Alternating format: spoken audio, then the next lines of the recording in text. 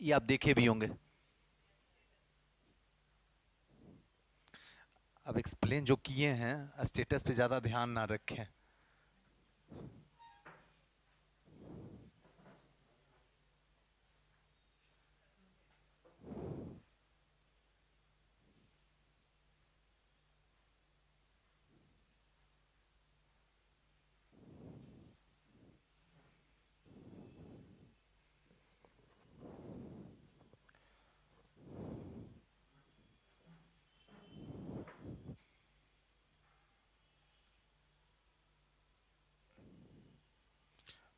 थोड़ा टेढ़ा है, देखिएगा क्या है स्थिति कैमरे का।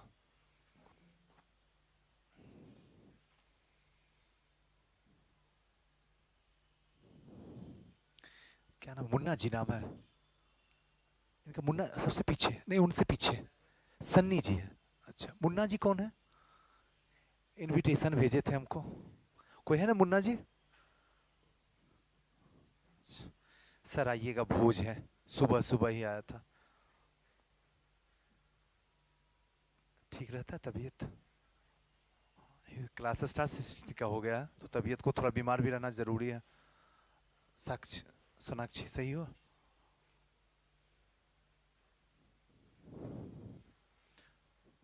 सही है। थोड़ा खाते पीते रहिए, बहुत ज़्यादा कमज़ोर है। जीएस में कि यहाँ लड़की बैठती है जो कुपोषण के शिकार है, एकदम दुबली पतली सी है।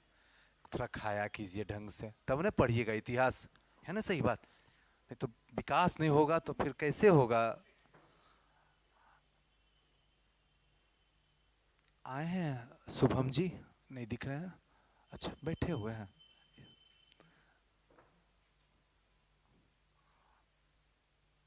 राकेश जी, आपका भी इतिहास है? अच्छा, ये गुनाह कब कर लिए थे? अच्छा, विश्वास जी, इतिहास लिए हैं किसी के कहने पे? नहीं ना। ऐसे भी भरी सभा में कौन बेइज्जती उठा ले कि कहे कि हमें किसी के कहने पे ले लिए हम। सबसे लास्ट में नहीं, यहाँ यहाँ मिरर लगाए हुए हैं।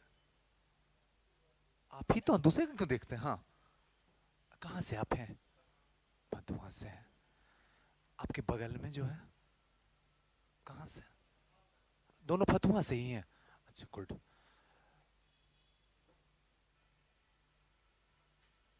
आप कहाँ से हैं? वाइट टी शर्ट पहने, हाँ। प्रॉपर यहीं से हैं? अच्छा, हमारे जिला वाला कोई नहीं निकला। हो गया। यहाँ पे जितने भी स्टूडेंट बैठे हुए हैं, किन्हीं का इंग्लिश मीडियम भी है? अच्छा, एक कल आप ही आए थे ना? हाँ, एक राकेश जी। दो, देखिएगा थोड़ा समस्या का सामना करना पड़ेगा, कोशिश करेंगे, देख लीजिएगा, ठीक है ना? ट्राई कर लीजिए, अगर सही में लगेगा तो ठीक है, और नहीं तब तो उसका भी रास्ता निकाल लेंगे हम लोग, है ना?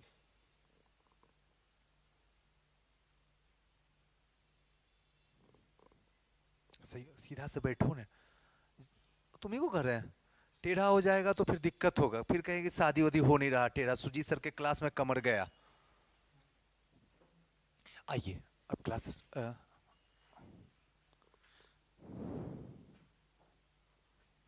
थोड़ा साइलेंट कर लीजिएगा मोबाइल। हमारे साथ मजबूरी है, हम नहीं कर सकते हैं क्योंकि ऑनलाइन वाले बच्चे हैं।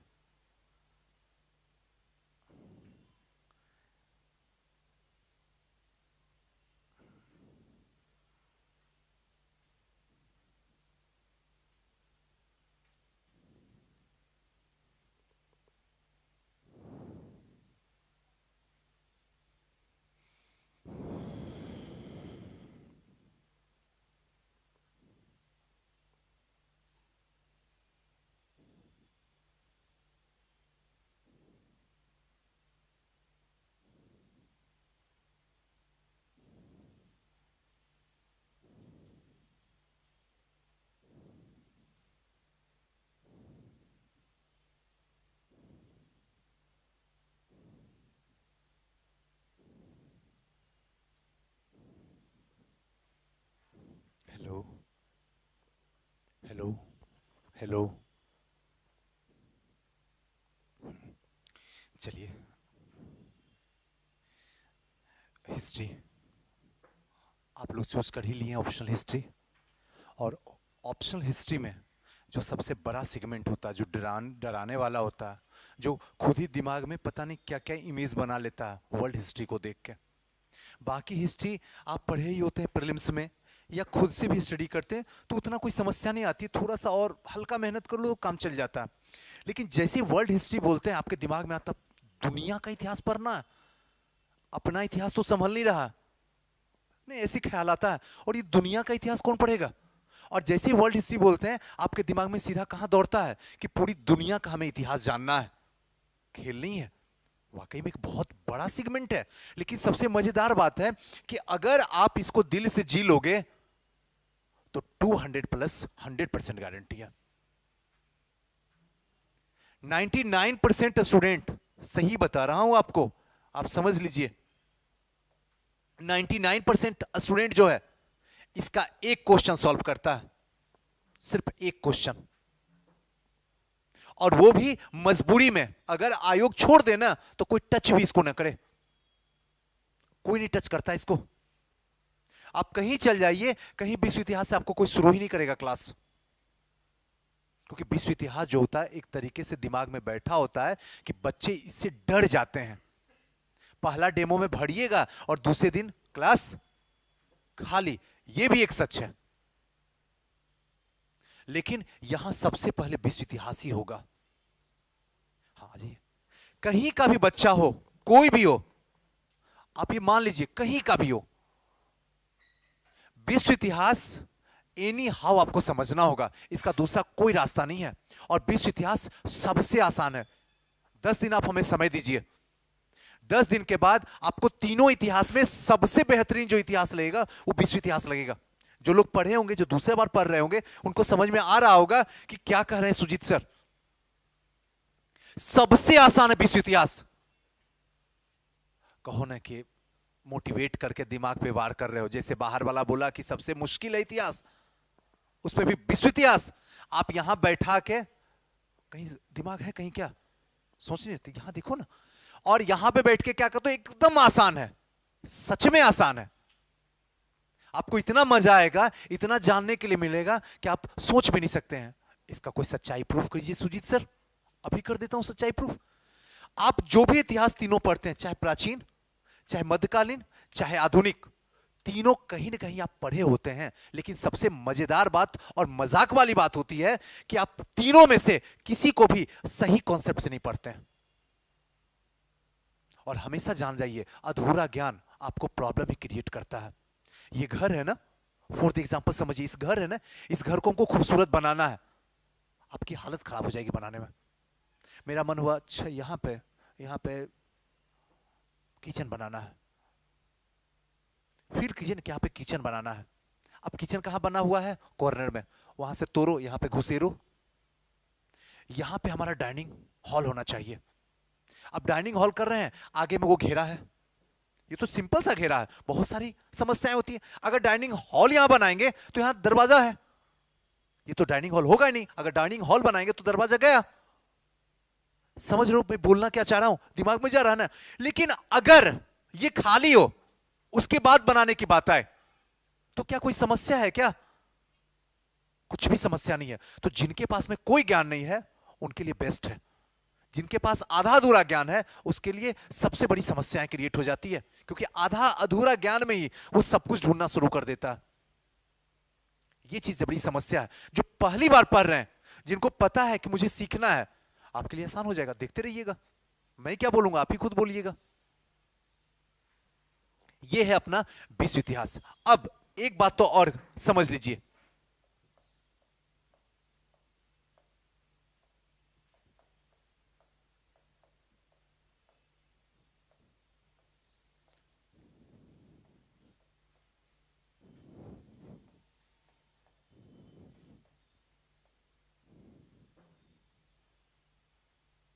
ये आप अच्छे तरीके से जानते हैं कि इतिहास में आपके 4 सेगमेंट हैं। विश्व, आधुनिक, मध्य, प्राचीन। एकदम ध्यान से समझिएगा, विश्व में 3 क्वेश्चन है, आधुनिक में 3 क्वेश्चन है, मध्य में 3 क्वेश्चन है और प्राचीन में 3 क्वेश्चन है। अगर टोटल कैलकुलेट कीजिएगा तो टोटल आपका जाएगा कितना, 12 क्वेश्चन। और 12 क्वेश्चन में आपको लिखना कितना है, 6 क्वेश्चन लिखना। बड़ा मजेदार है। 6 क्वेश्चन आपको सॉल्व करना है। आपके पास में ऑप्शन कितना है, 12 है, यानी कि 50-50 का सौदा करना है। बड़ा आसान है सुजीत सर, यानी हमारे पास ऑप्शन है, कोई ना कोई बुरा से बुरा स्थिति फंसेगा ही फंसेगा, जाएगा कहां। बात में एक निशाना लगाना हो कहीं पे कि मुझे एक निशाना लगाना, और आपके पास में 4 निशाना लगाने का रहे, कोई ना कोई तो टकराएगा ही। एक हो सकता है मिस करे, दूसरा में तो डायरेक्ट ठोक देंगे, होता है ना। तो ये संभावना जब ये रहता है कि आपके पास में चॉइस रहता है, तो वहां पे दिमाग जो है पूरी तरीके से ओपन हो जाता है कि यहां तो मेरा बेस्ट हो सकता है, इतिहास में बेस्ट हो सकता है आपका। अब देखिए 3 क्वेश्चन सुजीत सर विश्व इतिहास आधुनिक पढ़ाओ और ये दोनों को उठा के फेंक दो।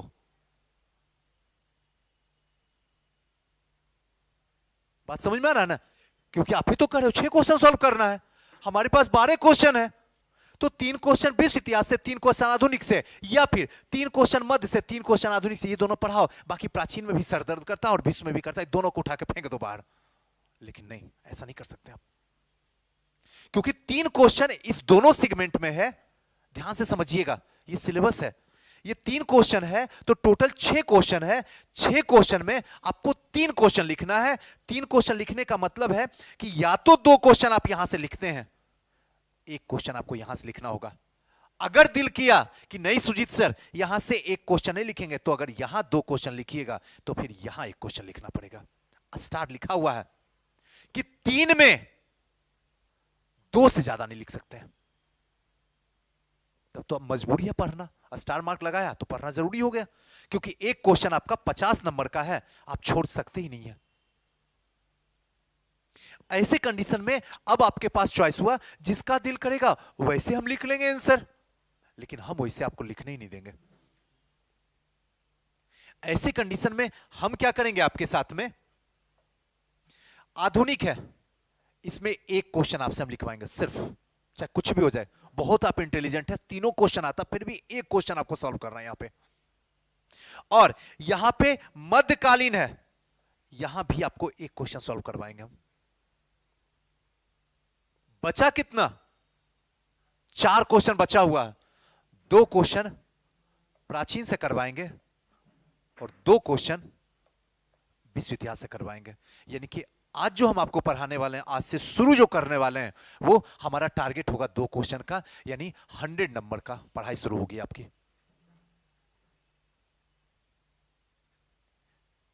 अगर 100 नंबर का पढ़ाई है, बात समझ में आ रहा ना, 100 नंबर की है पढ़ाई चल रही है। अगर 100 का पढ़ाई चल रहा है तो सीधा सा मतलब है हमें कितना नंबर लाना चाहिए, 50-50 नंबर का है ना, 6 क्वेश्चन है ना, 300 नंबर का है ना, क्लियर हो रहा है ना। 100 नंबर यहां, 100 नंबर यहां, 200 नंबर, 50 नंबर यहां, 250 नंबर हुआ ना, और 50 नंबर यहां, 300 नंबर हुआ। 300 में जिस दिन आपका 200 प्लस आ गया, आपको कोई रोकने वाला नहीं है, आपका रिजल्ट कोई नहीं रोकेगा, आप खुद भी चाहोगे नहीं रोकोगे, रुकेगा ही रिजल्ट नहीं। और 100 नंबर सिर्फ विश्व इतिहास ही दे रहा है, तो क्या लगता 200 नंबर लाना आसान नहीं है। आप बोल रहे हो तो दिमाग में जा रहा है, और सब लग रहा है सब आसान ही है। 300 में 250 नंबर तो ऐसे दौड़ते दौड़ते ले आएंगे सुजीत सर, और 200 नंबर लाने में पसीना छूट जाएगा। सच बात यह भी है, इसको भी हम नजरअंदाज नहीं कर सकते हैं। यहां पे जो हाईएस्ट आता है ना नंबर, यहां पे अगर 2 क्वेश्चन कोई लिखता जो सबसे इंटेलिजेंट होता है, उसका 70 जाता, और 70 जाने का मतलब वो टॉपर बनने वाला। और हम आपको कहां लेके जा रहे हैं, 100 में। नहीं लगता है कि रात में ही सूरज को दिखा रहे हैं आपको, नहीं फील लगा? अब लगा कि नहीं, अब जमीन पे आ गए, अब औकात समझ में आ रही है। लेकिन कोई ऐसा भी वीर बैठा हुआ है जो इसको 80 के आसपास पहुंचा दे रहा है। आयोग अपना हाथ खोल के रखे हुए है, सच बता रहा हूं। बस वैसा लिखने वाला मिले तो सही, नंबर तो खोल के मिलता है, लोगों को मिल रहा। ऐसे बहुत बड़ी संख्या जिनका 200 प्लस आया है, और ऐसे बहुत बड़ी संख्या भी है जिसका 50 नंबर, 30 नंबर, 2 नंबर, ऐसा भी नंबर इतिहास में आया है। अब आपको सोचना होगा कि आप कहां पे खड़ा हैं। 2 नंबर पे आपकी नजर दौड़ रही है, या जिनका 236 नंबर आया है उन पे नजर दौड़ रही है? 280 नंबर मैथ्स में आया ना, आपने नजारा दिखाया ना, यानी आयोग देने लायक है ना। हम उस लायक तो पहले बन जाएं। हम कमियां उसमें क्यों निकालें? कमियां तो हमारे अंदर है, हमारे अंदर यानी हम सबके अंदर, पढ़ाने वाले और पढ़ने वाले के अंदर। हम इसी को दूर करेंगे। हमें जाके सबसे पहले टॉपर की कॉपी देखनी होगी, आखिर ऐसा क्या वजह रहा इसका अच्छा नंबर आ रहा, और आखिर ऐसा क्या वजह रहता है हमारा अच्छा नंबर नहीं आता। जब दोनों को कॉपी देखोगे तो एक चीज समझ में आ जाएगा, पैटर्न है जो बदल रहा है, जिसको हम पकड़ना की कोशिश ही नहीं करते हैं। हमारा इतिहास बस वैसे ही है, रामायण कथा लिखो, जैसे क्वेश्चन मिला आपके दिमाग में तुरंत कथा आ जाती है, कहानी आ जाती है, और आप रगड़ना शुरू कर देते हो। आप रगड़ना शुरू करो, आयोग उसको काटना शुरू कर देगा। ठहरो, रुको, क्वेश्चन की प्रकृति को समझो। आखिर क्वेश्चन डिमांड क्या कर रहा है आपसे? आपने सोचने का समय ही नहीं दिया क्वेश्चन को। और रुकने के बाद ये देखो कि इसको किस एंगल में बांटेंगे। इतिहास ही तो हमें समझ आता है कि जीवन के चारों क्षेत्र से बात करो। हर एक क्वेश्चन पे जब भी आपसे डिबेट कोई करने की कोशिश करता है तो जीवन के चारों क्षेत्र से डिबेट करो उससे, एक क्षेत्र से कभी डिबेट मत करना, वरना गलत हो जाओगे। क्या उसका राजनीति है, क्या उसका आर्थिक है, क्या उसका सामाजिक है, क्या उसका सांस्कृतिक या धार्मिक है, क्या उसका भौगोलिक है। आप हमारे ही बारे में लिखोगे तो क्या सिर्फ ऐसे लिख दोगे? सूजी से इतिहास पढ़ाते हैं, बड़ा अच्छा गुनगुना भी लेते हैं, मोटिवेट भी बच्चों को कर लेते हैं, बच्चे को सेलेक्ट भी कर दिए हैं, ये कोई मतलब हुआ क्या? पता ही नहीं चल रहा है कहां से शुरू कर रहे हो और कहां अंत कर रहे हो, बस आपके सिवा किसी को नहीं पता चल रहा है। क्या ऐसा लिखोगे कि सिर्फ आप ही को समझ में आए? जैसे ही किसी के बारे में लिखोगे तो सबसे पहले जीवन के चारों क्षेत्र, क्या इसका राजनीतिक कैरियर है तो लिखो, नहीं है तो हटाओ। क्या इसका सामाजिक कैरियर है? ऐसा तो नहीं कि चोर भी रहा, ऐसा तो नहीं रहा कि समाज में 5 शादी किए हुए हैं, है ना? ऐसा तो नहीं रहा कि समाज इसको निकाल दिया है। क्या ऐसा भी तो नहीं रहा कि समाज में विकलांग लड़की से शादी किया है? ये अच्छाई भी है, बुराई भी है, दोनों एंगल से देखो तो इसका सामाजिक हुआ। अब इसका धार्मिक क्या हुआ? कहीं ऐसा तो नहीं है धर्म के लिए लड़ता है, और कहीं ऐसा तो नहीं है कि मानवता के लिए लड़ रहा है। ये कैसे पता चलेगा आपको? जब आप मेरे बारे में लिखोगे तभी ना, और तभी ना सारे एंगल पे लिख पाओगे। उसके बाद जब लिखना शुरू करोगे तो शब्द की कमी नहीं पड़ेगी। तब जब आप लिखना शुरू करोगे तो टू दी पॉइंट लिखोगे, और जब तक फॉर्मेटिंग नहीं रहेगा तब जब लिखना शुरू करोगे वो कहानी के रूप में लिखोगे। और जब जब कहानी के रूप में लिखोगे इतिहास में कभी नंबर नहीं आता। आपको पॉइंट वाइज के रूप में लिखना होगा आंसर।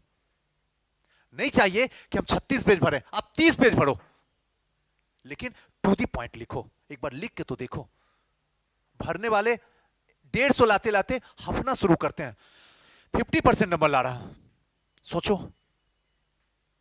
अगर कोई 50% नंबर लाएगा कैसे रैंक मिलेगा उसको? सोच के देखो। 300 में 150 नंबर कोई नंबर है क्या? अगर 300 में 250 नंबर ले आता है तो रातों रात वो स्टार बन जाएगा। उसके सिलेक्शन के, उसके रैंक से उतना चर्चा नहीं होगा। हम तो खैर नहीं करेंगे कि एसडीएम बनी है या बना है, हम तो सीधे करेंगे इतिहास मेरा सुजीत सर का स्टूडेंट है और 250 नंबर लाए, ओपन चैलेंज है पटना में, कोई दिखा दे लाके। देखो कहां से कहानी निकल रही है, आपके सामने है। आप ऑप्शनल में हिला दिए। सोचो कि जो लोग 280 लाए होंगे मैथ्स में, क्या हुआ होगा उनकी हालत? उनको तो टॉप ऐसे भी करना था, दूर दूर तक, वहां दूर तक कोई खड़ा भी नहीं रहेगा।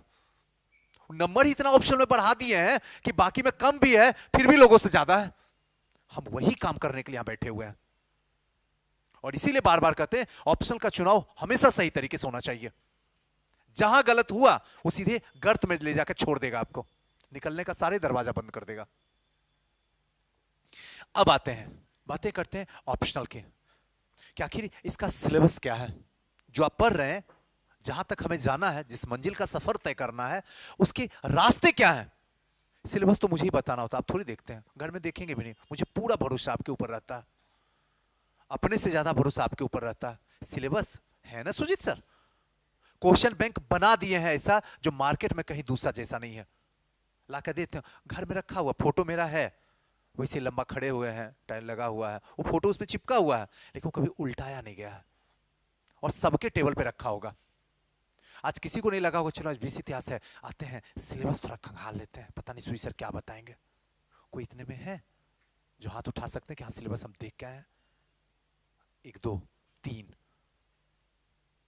है ना। रियलिटी बोलो ना, कोई बात नहीं, बताना तो मेरा धर्म ही है, हम तो बिना सिलेबस के आगे बढ़ेंगे ही नहीं, ऐसा हो ही नहीं सकता नहीं बताएंगे। आज किताब भूल गए कि कौन सा किताब भी आपको खरीदना था, गलती से रूम में ही रखा रह गया, कोई बात नहीं, कल बता देंगे।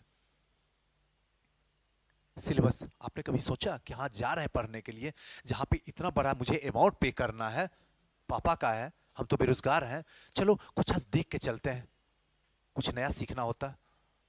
किसी ने नहीं, बस चल दिए, चलो बढ़िया से नहा लिए, क्रीम पाउडर वगैरह वगैरह जो भी है, अच्छा कपड़ा पहन के निकल गए। लड़के कम थोड़ी हैं, लड़कियां तो क्रीम नहीं लगा, लड़के तो फेयर एंड लवली लगाते हैं।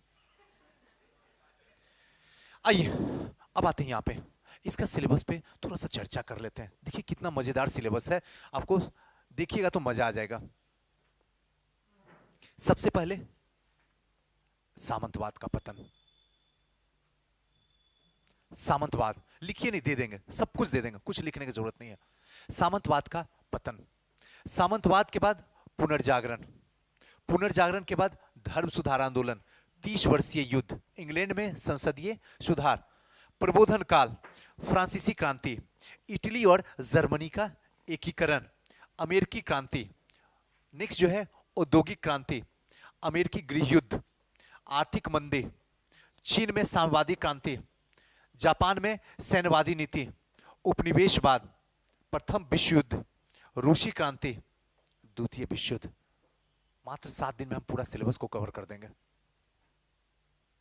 और एक भी क्वेश्चन नहीं जो आपका छूट जाएगा। आप लगा लीजिएगा प्रीवियस ईयर का जहां से क्वेश्चन लाना होगा, मात्र 7 दिन, 7 दिन में विश्व इतिहास खत्म। क्या थोड़ा सा समझा देंगे, हाँ थोड़ा सा हल्का सा, क्योंकि उससे टच करेगा, थोड़ा सा आगे करके समाप्त कर देंगे। कई लोग होंगे जिनकी उम्मीद होगी ना यूपीएससी भी क्रैक करना, तो थोड़ा सा जो प्रथम विश्व युद्ध में जो रहेगा, वर्साई की संधि के बाद होता, थोड़ा सा हल्का सा झलक दे देंगे, कहिएगा तो हटा देंगे, हमको हमको तो अच्छा ही लगेगा। हमको जितना कहिए कि चीनी की साम्यवादी क्रांति हटा दिए, सुई से हटा देंगे, हमें क्या दिक्कत है। अब देखिए इतना है, और मैंने क्या बताया आपको, 7 दिन का टाइम दीजिए, 7 दिन में हम आपको सब कुछ कंप्लीट करके दे देंगे, बस इतना ही का एक कोर्स है। लेकिन आपके दिमाग के अकॉर्डिंग नहीं चलेंगे, टाइम के अकॉर्डिंग हमको चलना होगा। हमारा ये नहीं है कि हम आपको सिखाएं, हमारा ये एम है कि आप ऐसे समझ लें जिससे कि प्रीवियस ईयर क्वेश्चन आप खुद ही सॉल्व करने लायक बन जाएं। हम कभी भी यहां बैठ के आपको लिखाने के लिए नहीं बैठा रहे हैं कि आप बैठ जाइए, हम यहां स्टेज पे खड़ा हो जाएंगे, लिखाते जाएंगे, आप लिखते जाइएगा, नहीं, वो हमसे संभव ही नहीं है। यहां हर चीज हम समझाते हुए जाएंगे, जो डाउट होगा आप खटाखट पूछते जाइएगा, और हम आगे निकलते चलेंगे। और फिर घर जाके प्रीवियस ईयर क्वेश्चन देख के आइएगा, सॉल्व होता है या नहीं होता, नहीं होता है तो क्यों नहीं हुआ, आप हमसे चर्चा कीजिए। अब यहां से हमने आपको बोला 2 क्वेश्चन, ध्यान से समझिएगा, 2 क्वेश्चन सॉल्व करवाएंगे, कंफर्म है कहां से आएगा। पिछले बार में यहां पे एक ही है जो देखे हैं, मींस लिखे थे, जिनको हम बताए थे यहां यहां से आएगा, और संजोग ऐसा था कि एकदम अंतिम दिन, कल एग्जाम होने वाला था, आज सबको बुला लिए थे। आज बुला के जैसी चर्चा किए थे, 4 घंटे का कंटिन्यू क्लास लिए थे, उस 4 घंटे में विश्व इतिहास के 4 चैप्टर बताए थे, 4 में तीनों सेम टू सेम आ गया था, यूट्यूब पे रखा हुआ है, आप कभी भी जाके हैं तो देख सकते हैं। संजोग ऐसा था, ये मत समझ लीजिएगा कि क्वेश्चन सेट तो नहीं करते हैं आप, और हम उसमें लिख दिए थे आयोग के घर से चुरा के लाया हूं। एक लड़की तुरंत हमको फोन करके बोली sir question same to same आ गया, वो हटा दीजिए कोटेशन, वरना फंस जाइएगा आप। उसके बाद तुरंत हम हटा दिए थे कोटेशन को, है ना, याद है ना आपको, हटा दिए थे तुरंत कोटेशन। संजोग ऐसा था 9 क्वेश्चन सेम टू सेम लड़ गया था। जैसे यहां पे टेस्ट में दिए थे एकदम सेम क्वेश्चन था, कहां पे पूर्णविराम कहां पे कोमा, सेम लड़ा था। लिखना हमें 6 क्वेश्चन है। तो याद रखिएगा, जो भी हम आपको पढ़ाएंगे आपको 6 क्वेश्चन हम सॉल्व करवाने लायक बना देंगे। 6 क्वेश्चन जिस दिन आपका सॉल्व हो गया, हमारा पढ़ाना सार्थक और आपका पढ़ना सार्थक। 7वां का कोई गारंटी हमारी नहीं है, और 7वां अगर आएगा भी तो वहां लिखने का आदेश नहीं है। इंटेलिजेंट बनिएगा तो 1 साल और इंतजार कीजिएगा, है ना। आपका भी तो यही उद्देश्य है ना कि सुजीत सर हमको बस इतना पढ़ा दो जिससे 6 क्वेश्चन हम सॉल्व करने लायक बन जाएं। चाहे जिस बार एग्जाम दें, जब भी हमको मौका मिले लिखने का मेंस, तो छूटना नहीं चाहिए मेरा। वही काम करेंगे। यहां पे देखिए, जो सबसे ज्यादा समय हम आपको देंगे वो भी आपसे चर्चा कर लेते हैं। कहां पे समय देना मुझे और कहां पे आपको भी समय देना। अगर यहां से पूछा जाए कि इस साल कहां कहां से क्वेश्चन आने की संभावना रहेगी, देखिए पुनर्जागरण से तो इस बार क्वेश्चन पूछ चुका है। पुनर्जागरण खेल खत्म हो गया है, अब ये नहीं पूछेगा। सामंतवाद का स्थिति बहुत कम संभावना, लेकिन कोई बात नहीं, 2-3 घंटे की क्लास में सामंतवाद समाप्त हो जाएगा। यहां संभावना बिल्कुल नहीं बनती है। धर्म सुधार आंदोलन, एक बार ये दूसरा बार ये एकदम पूछेगा। जिस समय आप बैठिएगा एकदम धर्म सुधार आंदोलन से रहेगा, श्योर रहेगा। धर्म सुधार आंदोलन रहेगा, आपके दिमाग में राजा राम मोहन राय आ जाएंगे। अभी बताएं सर को, और इसी से सुर हिलाती है। राजा राम मोहन आएगा, विश्व इतिहास पढ़ा रहा राजा राम मोहन राय आएगा, मार्टिन लूथर आएगा ना।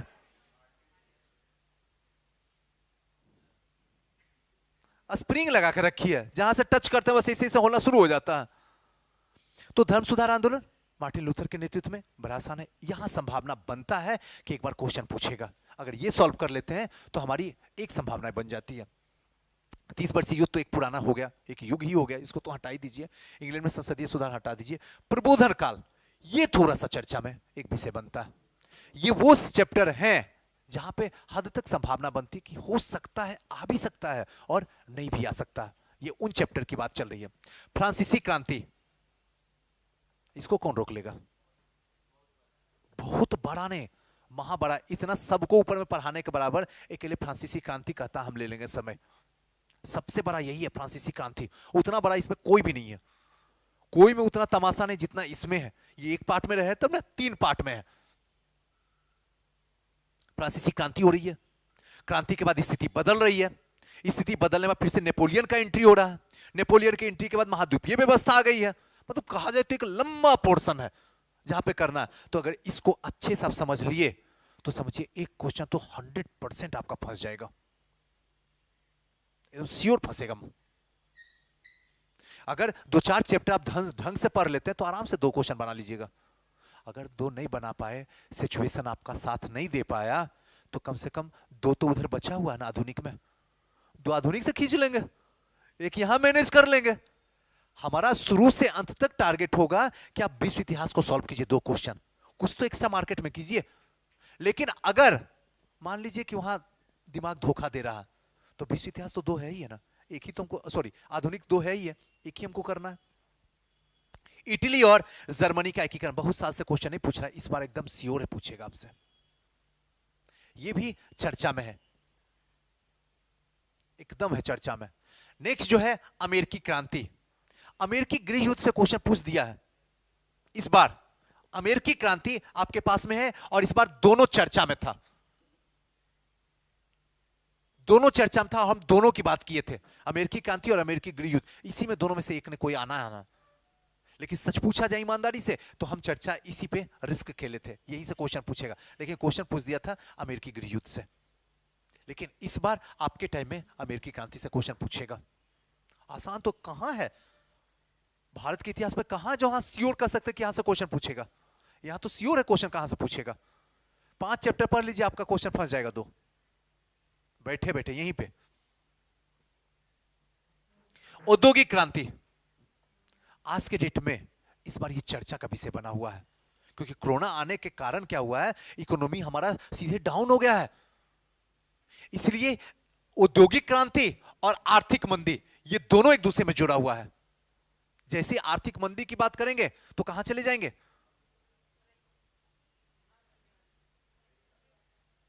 रूजवेल्ट की आर्थिक नीति, याद है?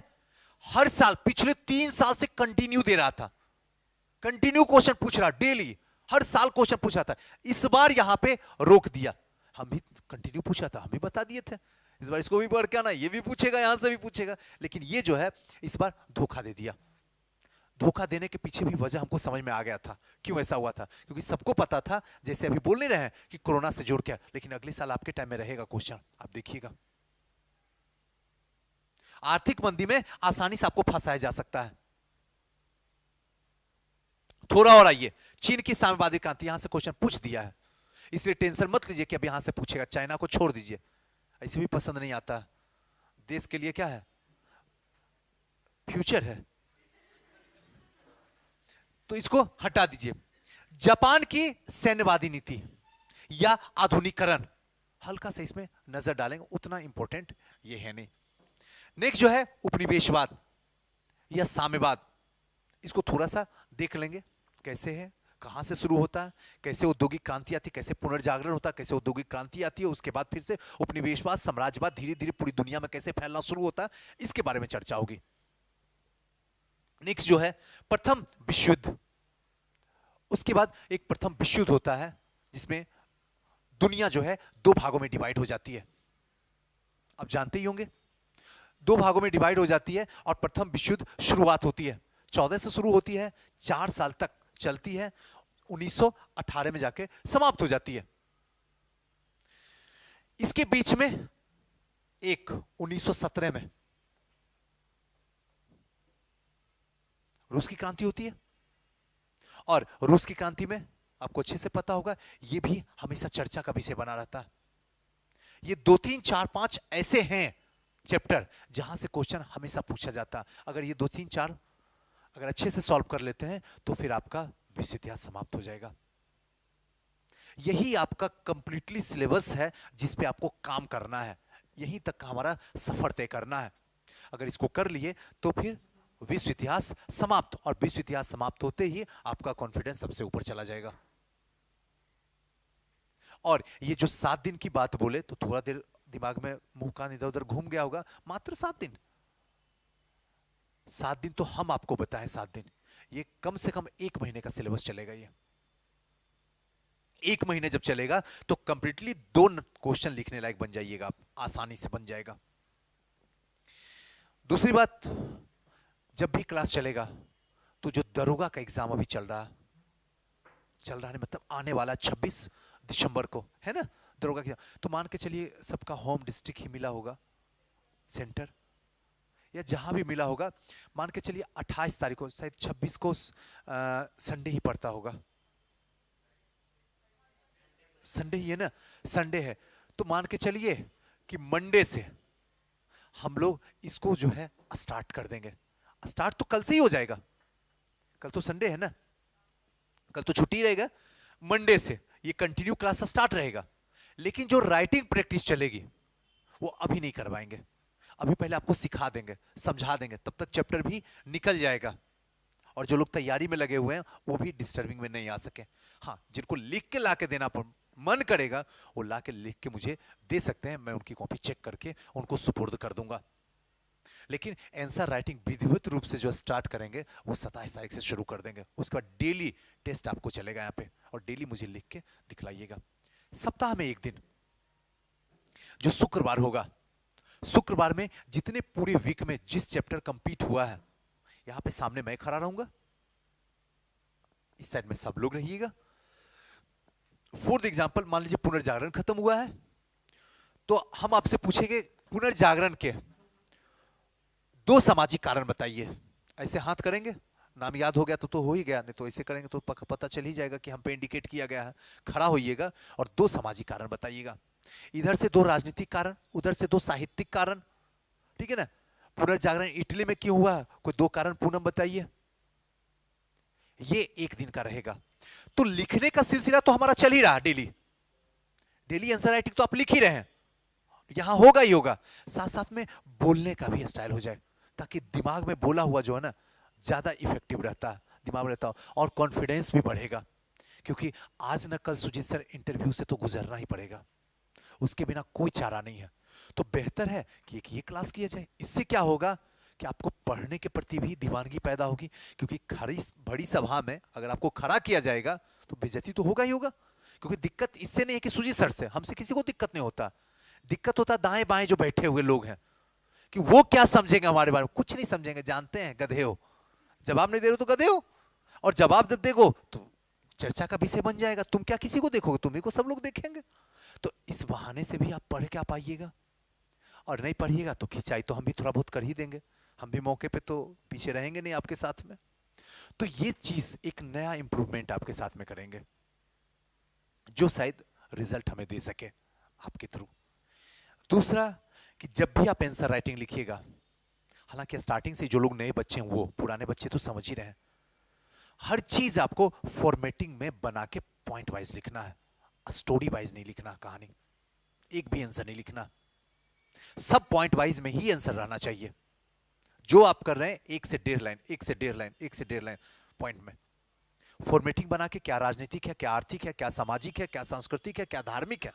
अब धार्मिक लिखे हैं, हेडिंग डाले हैं धार्मिक, तो धार्मिक में भी बताइए क्या क्या है, कैसे कैथोलिक आया, कैसे प्रोटेस्टेंट आया, कैसे ब्रिटिशियस आया, कैसे उपनिवेश हुआ, वो सारी बातों को वहां पे इंडिकेट कीजिए, उसके बाद पॉइंट में लिखिए, मुझे दिखाइए, ताकि जब एग्जामिनर कॉपी आपका देखे तो दम भर नंबर दे, दिल खोल के नंबर दे।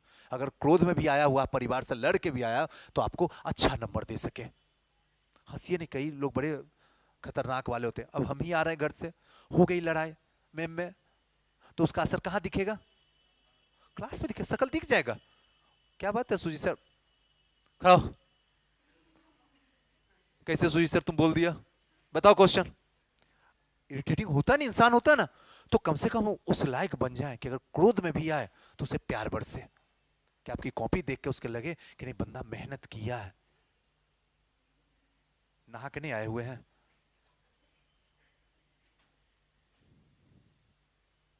तो ये चीज लगे, ये हमारी पूरी की पूरी जो है यही प्रोसेस से क्लास चलेगी। डेली क्लासेस रहेगी, डेली आंसर राइटिंग लिखिएगा। आज जो लिख के मुझे आप दीजिएगा वो मैं सबमिट कर लूंगा, 80 टाइम चेक नहीं करूंगा। फर्स्ट प्रायोरिटी हमारी क्लास रहेगी, और अगले दिन फिर उसे चेक करके ला के यहाँ पे आपको सुपुर्द कर दूंगा। और फिर आंसर राइटिंग जो होगा, कैसे इसको बनाया जाता, 5 से 7 मिनट में यहाँ पे समझा दूंगा और फिर सुपुर्द कर दूंगा। इसी तरीके से चलेगा। हमारा आपके से प्रॉमिस किया हुआ था कि फरवरी तक आपका पूरा का पूरा क्वेश्चन आंसर का एक फॉर्मेटिंग रहेगा, टोटल 400 क्वेश्चन, इतना खासा मोटा तो जरूर रहेगा बुक, उसमें कन्वर्ट करके आपको सुपुर्द कर देंगे कि कैसे आंसर लिखा जाता है, कैसे किसी भी क्वेश्चन, जितने भी क्वेश्चन हैं उन सारे को कलेक्ट कर दिए, काम चल रहा है उस पे, वो भी आपको सुपुर्द कर देंगे। क्वेश्चन बैंक आपके पास सुपुर्द हो ही गया है, जो लोग नहीं लिए हैं नीचे से जाके उठा लेंगे। ये चीज जो है अब इसी तरीके से रहेगा, जिससे ऑनलाइन में भी किन्हीं को दिक्कत नहीं होगा। ये अच्छे से दिख जाता है ये हैंड रिटेन ही, इसको थोड़ा प्रिंट आउट करवा दिया जिससे कि आसानी से पीछे तक दिख जाए, आसानी से। सब में यही स्थिति है, पहले इसी चीज को आप देखते थे ना, ऐसे लिखा हुआ, पहले इसी फॉर्मेट में आप लिखा हुआ देखते थे, जो आपको हम देते थे ऐसे लिखा होता था।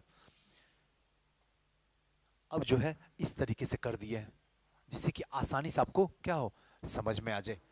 कोई डाउट हो तो पूछिए, नहीं तो फिर हम पूछेंगे आपसे, बेहतर हमसे ही पूछ लो। किन्हीं को कोई डाउट नहीं है, यानी सारे अच्छे बच्चे मेरे पास। हाँ देखो, हाँ देखिए, एक आंसर आपको क्वेश्चन का पहले ये पता हो जाए कि मार्क्स कितने का है। मार्क्स 50 नंबर का है, एक क्वेश्चन है, उसको 10 से मल्टीप्लाई कर दो। 50 को जैसे ही 10 से मल्टीप्लाई करोगे तो वो 500 वर्ड हो जाएगा, हो गया ना, 500 वर्ड हो गया। 500 वर्ड अगर एक पेज में आप 100 से ज्यादा लिख नहीं पाएगा, 100 110 तक जाते थे आपका पेज कंप्लीट हो जाएगा, क्योंकि चारों साइड से ऐसे होता पेज में भी, इसी के एंगल में लिखना है, इधर भी छूटा रहता, इधर भी छूटा होता, इसी के एंगल में लिखना है, तो आपके 100 शब्द आसानी से आ जाएंगे। 5 आप बहुत कर सकते हो तो उसको 550 तक ले जा सकते हो। 600 से ज्यादा तो किसी भी हालत में नहीं ले जाइएगा, क्योंकि 600 से ज्यादा अगर ले जाइएगा तो दिक्कत एग्जामिनर को चेक करने में नहीं है, दिक्कत यह है कि दूसरा क्वेश्चन जो है आपका गड़बड़ा जाएगा, क्योंकि टाइम लिमिटेड है। ये चीज ध्यान रखिएगा। खैर वो तो जब आंसर राइटिंग करेंगे तब तो आपको हम समझाएंगे ही कितने में लिखना, उससे ज्यादा नहीं लिखना। 5 से 6 पेज, अगर 6 पेज लिखते हैं तो बहुत बढ़िया, यानी आपका लिखने का जो है शैली बहुत फास्ट है ना। वो तो हमें ही बनाना है, जैसे भी करना है। आपका टाइम फिक्स रहेगा, उसी टाइम फिक्स में आप हमें क्वेश्चन लिख के देंगे। कोई क्वेश्चन और? कौन बोले हैं बुक्स? अभी आमदनी हुआ नहीं कि भिखारी हाजिर। हाँ, बुक्स हम देंगे ना। बुक्स अगर आपको लगे कि नहीं कौन सा बुक पढ़ा जाए, आप तो दीजिएगा ही नोट्स। नोट्स के साथ कौन सा बुक हम पढ़ें, तो सबसे अच्छा जो है एक बुक हमारे नजर में है, वो है दीनानाथ वर्मा की बुक है। जरा सा आप हमको बुक दिखाइए, आप लाइए तो। है किन्हीं के पास? है, लाइए ना।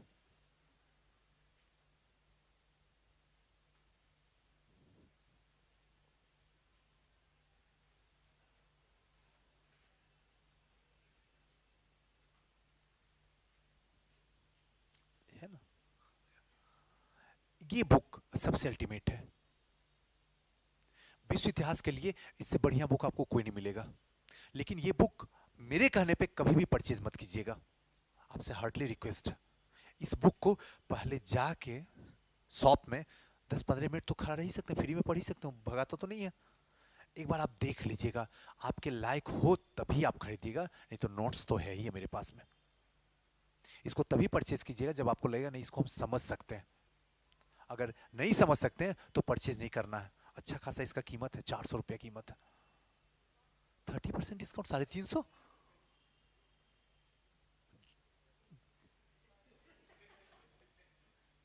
हम ही दे दें, कोई बात नहीं है, 500 रुपया एक्स्ट्रा ले लेंगे, देखो हम दे देते हैं, ठीक है ना। ये बुक आप ले सकते हैं। नहीं होता कि नहीं सुजीत सर जो आप पढ़ा रहे हैं मैं पहले ही घर से पढ़ के आ जाऊं, तो आप ये बुक पढ़ के आ सकते हैं। ऐसे वैसा मौका मिलेगा नहीं, लेकिन फिर भी अगर लगेगा कि नहीं खरीद के रख लें तो आप ये बुक खरीद सकते हैं। एकदम नहीं छूटेगा, काहे टेंशन ले रहे हैं, हम हैं ना आपके साथ में, एकदम नहीं छूटेगा। सिलेबस दे दिए हैं ना, इसको जीरोक्स कर लीजिएगा, शॉपकीपर के पास लेते चल जाएगा, बताओ कौन सा किताब है जो इस सिलेबस को पूरा टच करता है। आपको 1 मिनट भी दुकान में रहने नहीं देगा, बोलेगा 6-7 किताब ले जाइए, एक ही सफिशियंट है, इसी में सब मिल जाएगा। बाकी हम देंगे, बताएंगे भी तो हमने, है ना, सब मिल जाएगा। पुनर्जागरण, सबसे पहले पुनर्जागरण, बिना जगे हुए कोई काम चलता है, ठीक है ना। आप छोड़ दीजिए मेरे ऊपर कैसे करना, हमको सब बताते चले जाएंगे। पुनर्जागरण से स्टार्ट करना। आइए तो अपने क्लास में चले। यहाँ तक तो हमने आपको सफर तय करवा दिया, ऐसे करना है, ये हमारा काम है, ये आपका सिलेबस है। अब आते हैं अपने क्लास में।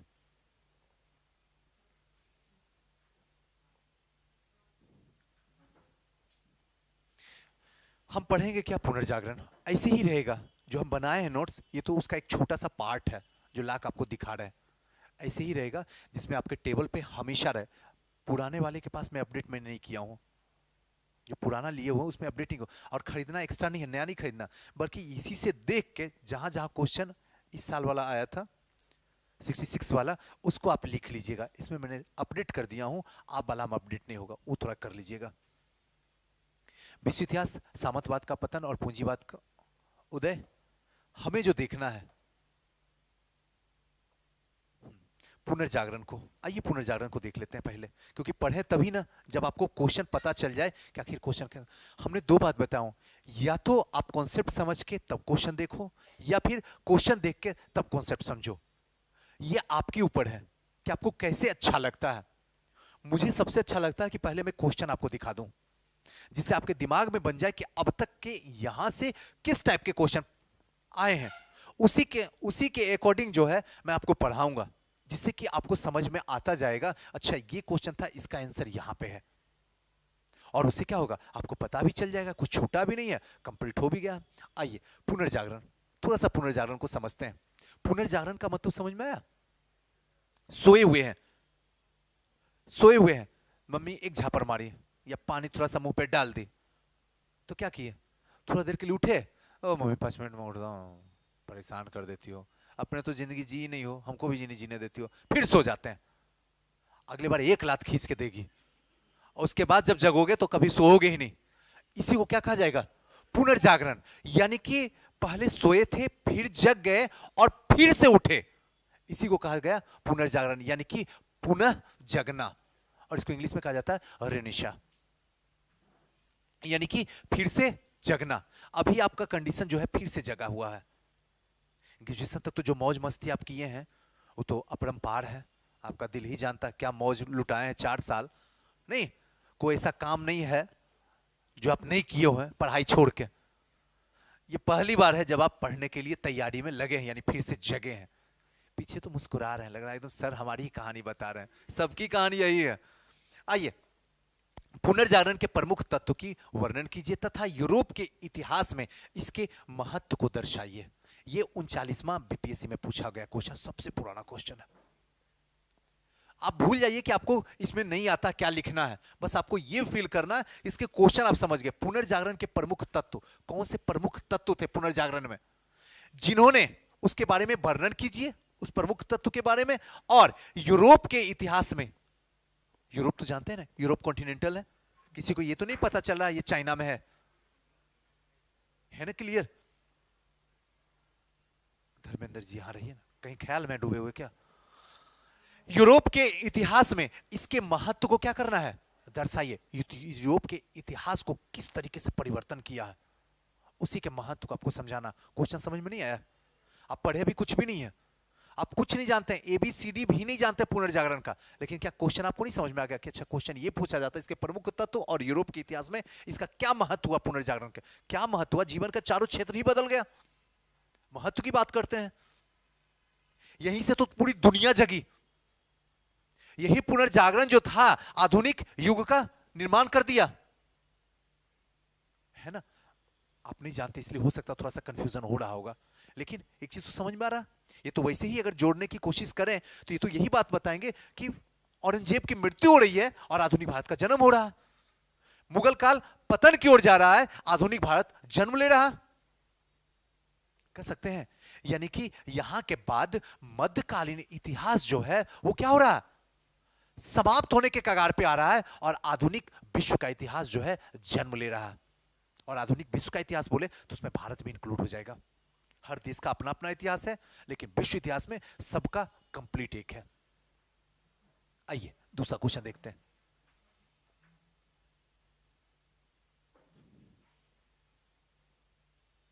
हाँ, दूसरा क्वेश्चन देखिए, यूरोपीय संस्कृति के पुनर्जागरण के विरासत का उसका आकलन कीजिए। यानी कि यूरोपीय संस्कृति के पुनर्जागरण की विरासत, उसके बारे में आकलन करना। और ये 41वां बीपीएससी, ये सब पुराना वाला क्वेश्चन है, जो एकदम सिंपल सिंपल क्वेश्चन दिया है, अभी नए क्वेश्चन में आए ही नहीं है।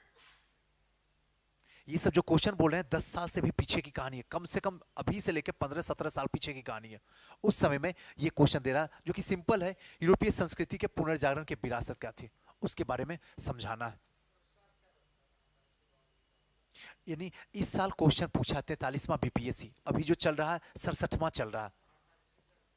48वीं से 52वीं, इसके बीच में एक भी एग्जाम नहीं हुआ था, ठीक है ना? ये डायरेक्ट जो हुआ है ये 52वीं हुआ, तो 48वीं से 52वीं के बीच का पूरा दायरा दे दिया, एक ही साल में एग्जाम लिया एक बार।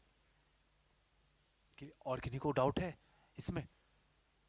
जैसे अभी कंटिन्यू चल रहा है ना, तो क्या बोलते हैं 63वीं, 64वीं, 65वीं, 66वीं, अभी आप 67वीं की तैयारी कर रहे हैं। पता चला 3 साल नहीं, गलती से ना मुंह से निकालो, जो रुक गया तो सबसे पहले दुर्दशा हमारा ही होगा।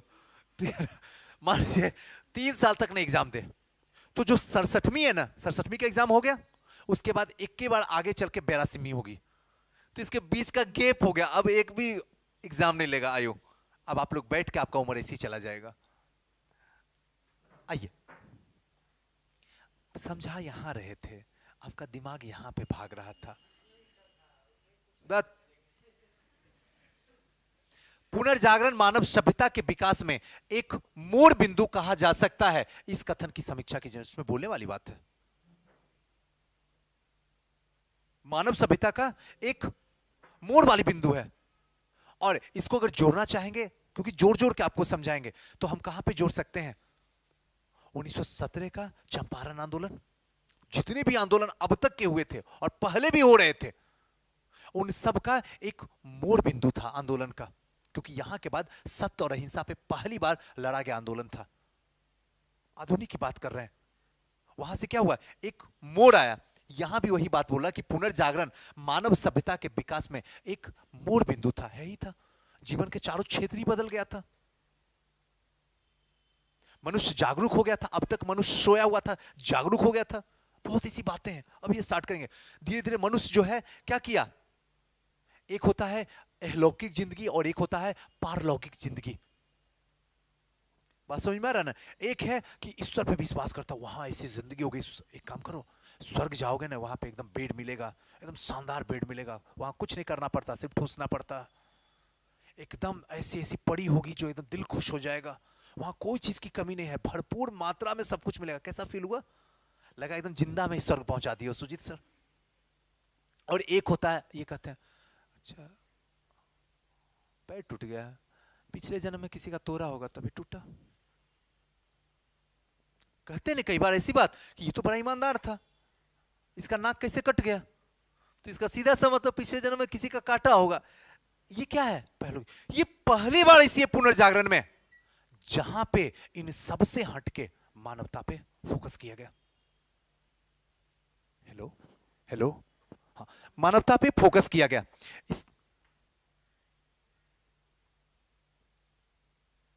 चलिए, मानवता पे फोकस किया गया, यानी कि मानव को अब सेंटर में ला दिया, इसीलिए क्योंकि मानव जग गया है। ये क्वेश्चन समझ में आ गया? 43वां में पूछा गया क्वेश्चन है। नेक्स्ट क्वेश्चन देखिए, पुनर्जागरण से आप क्या समझते हैं? उन तत्वों का वर्णन कीजिए जिनके कारण पुनर्जागरण का उदय हुआ। ऐसी कौन सी वजह थी जिसकी वजह से पुनर्जागरण का जन्म हो रहा? आसान क्वेश्चन है, बस इसमें देखना क्या है, पुनर्जागरण के बारे में समझा देना है और उस तत्व के बारे में लिखना जिसकी वजह से पुनर्जागरण का क्या हो रहा है, जन्म हो रहा। ऐसी कौन सी कारण हुआ कि आप श्योर सक्सेस पहुंच गए हमारे पास में? एक तो पहले आपका खतरनाक वाली वीडियो, दूसरी बात आपका बात का दिमाग में टकराना, तीसरी बात जिससे पूछे बोला चल जाओ श्योर सक्सेस। ये सब क्या हुआ, मतलब समझा रहा हूं, ये कारण ही हुआ नहीं यहां पे आने का। और पांचवा, सबसे कम फीस इसलिए भी दौड़ के चले आए, जहां 50,000 बोल दीजिए क्लास खाली हो जाएगा। ये सब क्या हुए, कारण। यहां पे इस कारण के बारे में समझाना, उदय के कारण। ये 48वीं से 52वीं में पूछा गया, जो आप हमसे पूछ रहे थे।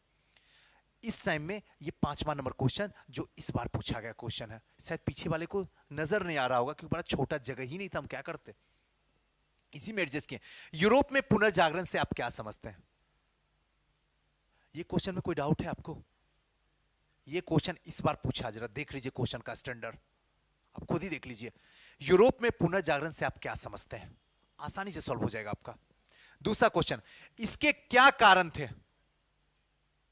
अभी कारण बताए नहीं है, क्वेश्चन तो क्या कर रही हो? नहीं, इधर देखो, जानती हो हमारी नजर बहुत गहरी है, बेहतर है कि सब मजाक उड़ाए, इससे बेहतर है कि यहाँ पे पढ़ाई पे ध्यान दो। इसके क्या कारण थे, इसी के बारे में क्या करना है, चर्चा कीजिए। ये 66वां बीपीएससी में पूछा गया क्वेश्चन है, लीजिए इस साल का क्वेश्चन है। अगर ये क्वेश्चन आपके पास में फेंक दिया जाए तो अगर थोड़ा सा भी नॉलेज हो तो आसानी से इस क्वेश्चन को आप लिख सकते हैं, जितना दिल चाहे उतने शब्दों में लिख सकते हैं, जितना पेज चाहे। यही क्वेश्चन इस बार का है। और जो लोग लिखे होंगे अगर ढंग से फॉर्मेटिंग के साथ लिखे होंगे, अच्छा खासा नंबर आएगा, है ना।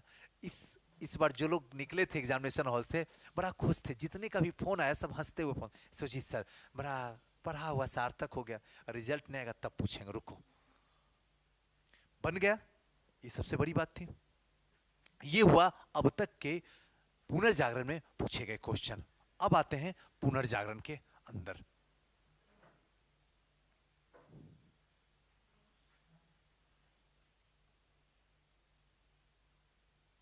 थके कोई नहीं है ना? किन्हीं को ऐसा लग रहा दिमाग भारी लग रहा? ऐसे भी कौन बोलेगा, बेहतर है आप ही बोलते रहो। नहीं, एक सेकेंड, कौन सा कलर लूं, ये ले लेता हूं। हाँ, विश्व इतिहास। अब हमारा चैप्टर स्टार्ट हो रहा है पुनर्जागरण।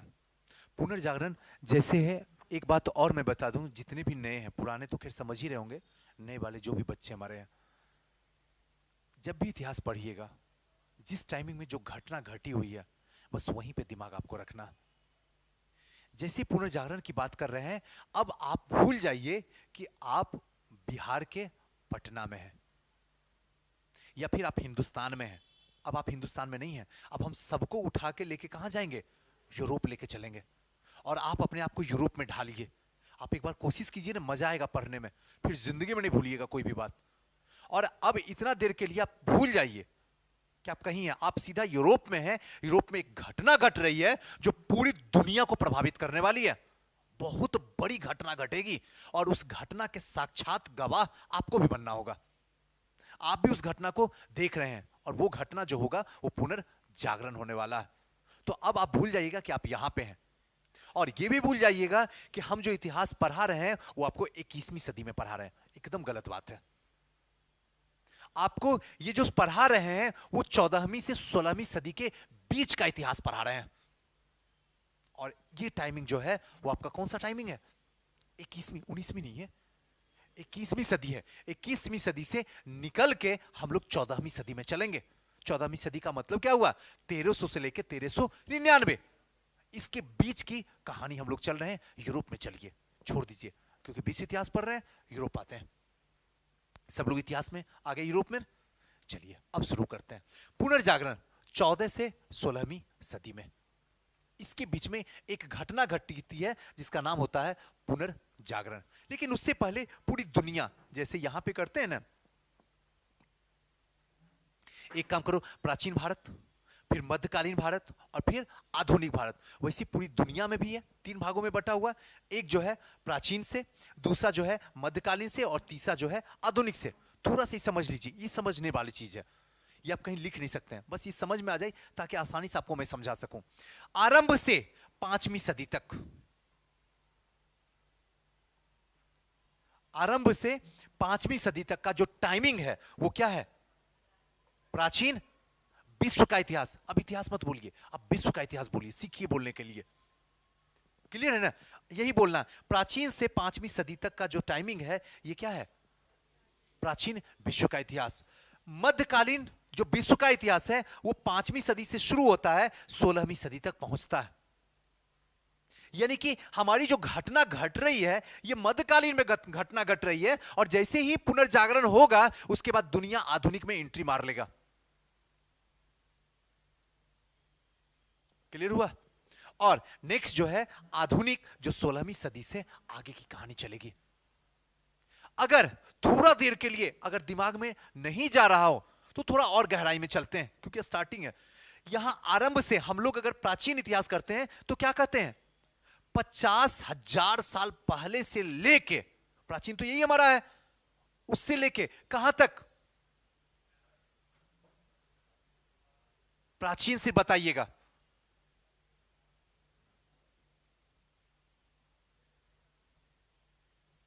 712 प्राचीन है। मोहम्मद बिन तुगलक, मोहम्मद बिन कासिम अभी तक अटैक नहीं किया है। 712 में ही अटैक करेगा, वो सिंध पे करेगा, और जैसे ही वो अटैक करेगा उसके बाद टाइमिंग जो है मध्यकालीन हम पीछे छोड़ देंगे, प्राचीन पीछे छोड़ देंगे, और मध्यकालीन का नींव शुरू हो जाएगा। और 712 से लेके 1707 तक, जब तक औरंगजेब मरेगा नहीं तब तक पूरा का पूरा जो टाइमिंग रहेगा वो क्या रहेगा? मध्यकालीन रहेगा। ये तो आप अच्छे से जानते हैं, और इसको जाने बिना तो आपका काम चलेगा नहीं। उसके बाद 1707 से लेके 1947 तक का जो टाइमिंग होगा वो पूरा का पूरा क्या होगा? आधुनिक। 1947 से आगे ये टाइमिंग जो अभी तक है और आगे आने वाला टाइमिंग है वो क्या होगा? आधुनिक होगा। इसी तरीके से दे देंगे, सारा चीज दे देंगे, कुछ नहीं हम छोड़ेंगे। आप लिखिए नहीं, बस एक बार दिमाग में रख लीजिए तो मजा आ जाएगा। ये पूरा का पूरा विश्व इतिहास इतने भागों में क्या है? बटा हुआ है। ये तो क्लियर हो गया। यानी हमारा टाइमिंग जो होगा पढ़ने का वो क्या होगा? मध्यकालीन। सुजीत सर एक बात बताइए, जब आप प्राचीन की बात कर रहे हैं तो क्या प्राचीन में जगने का कोई संभावना नहीं बना हुआ था क्या?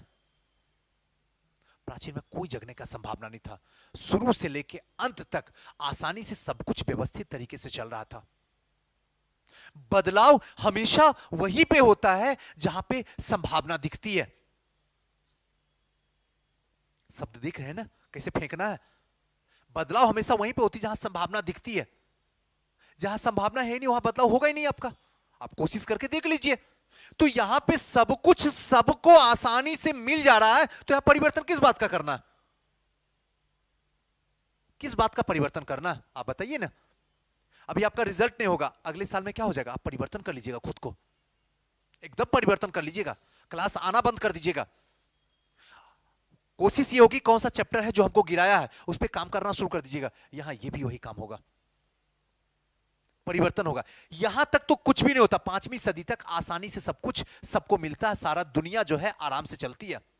लेकिन जैसे ही 5वीं सदी से 16वीं सदी के बीच में आती है और वो टाइमिंग हो जाता है मध्यकाल, उसके बाद स्थितियां बिगड़ना शुरू हो जाती है, अटैक होना शुरू हो जाता है। एक देश दूसरे देश पे अटैक करना शुरू कर देते हैं। जो कमजोर देश होता है वो नीचे झुकता है और जो तेज होते हैं, जो ताकतवर होते हैं, वो झुकाना शुरू कर देते हैं। और देखते देखते स्थितियां ऐसी बिगड़ जाती है कि लोग अपना भी हिफाजत करना बंद कर देते हैं। और इसी बीच आता है पुनर्जागरण, जो लोगों को जागरूक करता है अपने हक के लिए, अपने समाज के लिए, अपने देश के लिए। और फिर धीरे धीरे लोग क्या होते हैं? जगना शुरू होते हैं। और जब जगना शुरू होते हैं तो जीवन के चारों क्षेत्र में जगना शुरू हो जाते हैं। और इसी चारों क्षेत्र में 2 क्षेत्र और जुड़ जाता है, कला भी, साहित्य भी और विज्ञान भी। विज्ञान में ही आप टेक्नोलॉजी को भी यूज कीजिएगा, आगे बताएंगे। ये सब भी धीरे धीरे क्या होता है? अटैक जब होता है तो शुरुआत हो जाता है। इसी बीच में जैसे ही एक जगह है कुस्तुतुनिया, नाम सुने होंगे, उसमें अटैक किसका होता है? सिकंदर का। हाँ, ओटोमन साम्राज्य, तुर्की का अटैक होता है। और जैसे तुर्की का अटैक होता है तो वहां पे जितने भी पढ़े लिखे लोग होते हैं, जितने भी साहित्यकार होते हैं, जितने भी वैज्ञानिक होते हैं, सबके सब धीरे धीरे मूव करके कहां आना शुरू कर देते हैं? इटली आना शुरू कर देते हैं। और यहीं से एक टर्म यूज होता है कि आखिर क्या ऐसा वजह रहा कि इटली में ही पुनर्जागरण हुआ। और ये भी कई बार आप देखते होंगे, यदा कदा क्वेश्चन आपको देखने के लिए मिल जाता हो, आखिर क्या ऐसी वजह रही। तो ये तो पूरा हुआ इतिहास। आगे चलते हैं थोड़ा। प्राचीन आरंभ से 5 से आइए यहां से आपको बताते हैं, ये आपका क्लियर कर देगा। 5वीं सदी तक, यानी कि 5वीं सदी के बाद से लेके 14 से 16 तक का टाइमिंग में किस तरीके से परिवर्तन हुआ। पश्चिमी भाग की राजधानी क्या हो गई? रोम हो गई। और पूर्वी भाग की राजधानी क्या हो गई? कुस्तुतुनिया हो गई। और पूर्वी भाग पे ही कौन अटैक कर देता है? तुर्क अटैक करता है। वो तो आगे की कहानी है। पश्चिम पूर्व समझ में आता है ना। यहां पे खड़े हैं तो हमेशा याद रखिएगा, अगर बोलिएगा तो पप्पू।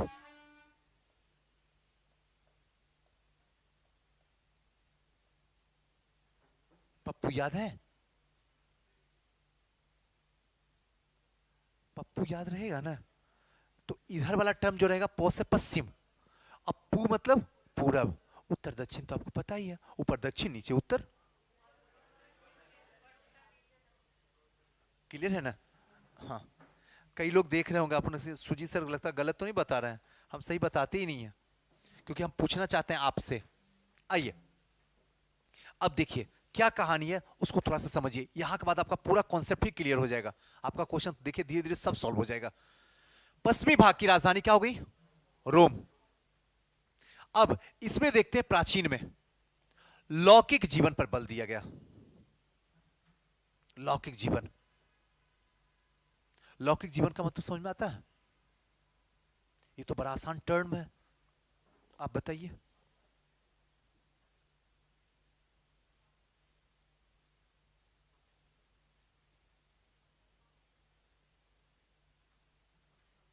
कौन बताइएगा? हाथी उठा दीजिए।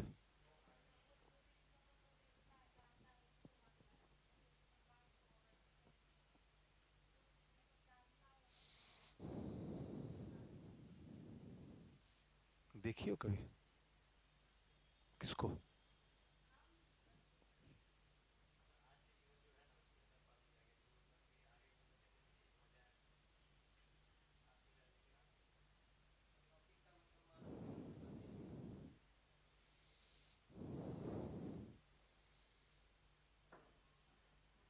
कॉर्नर सन्नी जी, कुछ भी बोल दीजिए।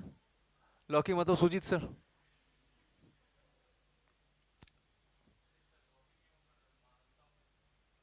बिल्कुल,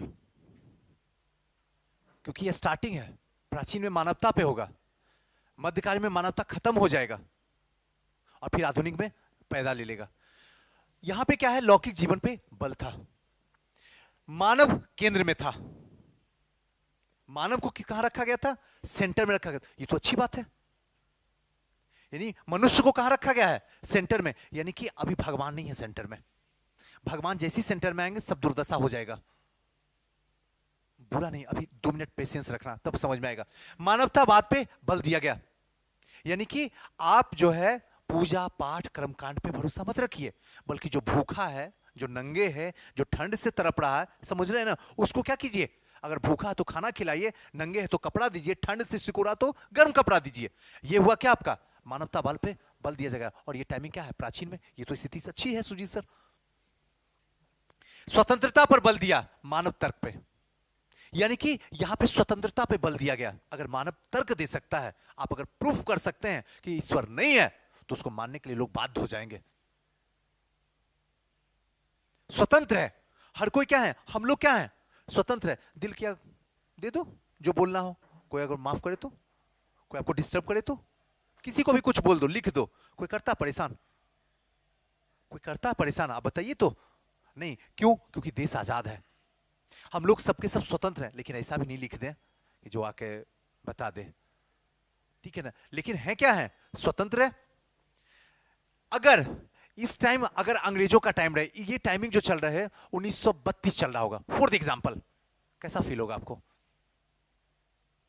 देश के अंदर, भारत में, अब थोड़ा सा यूरोप से बाहर आ जाइए, 1932 के टाइम में आप लोग को खड़ा कर दूं, कैसा होगा आपको? स्वतंत्रता आपकी कहां जाएगी? है स्वतंत्रता? आप जरा मुझे बताइए, नहीं समझ रहे क्या मेरी बात को? स्वतंत्रता जीरो है, आप कुछ भी नहीं कर सकते हैं। अच्छा, ये लगाए हुए हो, एक झापड़ खींच के मारेगा मुझे, इसमें लगता बम लगाए हुए। खोलो इसको, बात समझ में आ रहा? चश्मा पहने हुए, ऐसा तो नहीं कहीं लेंस लगाए हुए हो, कैमरा तो नहीं इस अंदर में फिट है। यानी क्या हो गई? आपकी स्वतंत्रता खत्म हो गई। जैसे पापा जी भी करते हैं, कहीं जाने, कहां जा रहे हो? अरे बैठो ना। जब जाने लगते हैं तभी चिल्लाने लगते हो, कब आओगे? पहले आ जाने तो दो। बार बार क्या होता है? पूछा जाता, वहां आपकी स्वतंत्रता का क्या हो रहा है? हनन हो रहा है। जाके मत बोलना सुजीत सर ऐसे बोले हैं पापा, वरना हमारी हनन होना शुरू हो जाएगा। आइए नेक्स्ट जो है प्रकृति पूजन। यानी कि अब फिर से यूरोप में आते हैं। यहां पे क्या है? प्रकृति पूजा पे है। अभी बहुदेववाद नहीं है, एकेश्वरवाद नहीं है, मूर्ति नहीं है, बल्कि प्रकृति पूजा है। अगर प्रकृति पूजा की बात आ गई तो क्या हुआ? जल की पूजा हो रही है, सूर्य की पूजा हो रही है, वर्षा की पूजा हो रही है, अग्नि की पूजा हो रही है, पेड़ पौधे की पूजा हो रही है। जो प्रकृति है उसी का हो रहा पूजा, उस पे बल दिया गया है। यानी सुजीत सर, अगर इस पे बल दिया जा रहा है तो अंधविश्वास जीरो है।